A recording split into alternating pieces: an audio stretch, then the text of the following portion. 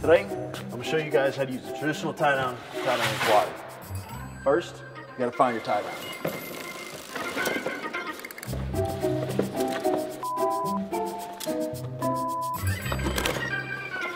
All right, so now you got your tie-down out. First thing you gotta do is hook it down to a proper anchor point.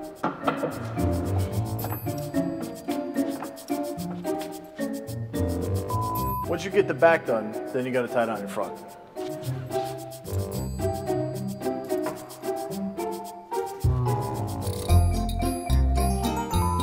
Make sure that the load is secure, give it a quick tug. You know what? I got a better idea. Get yourself a Quickloader. Problem solved.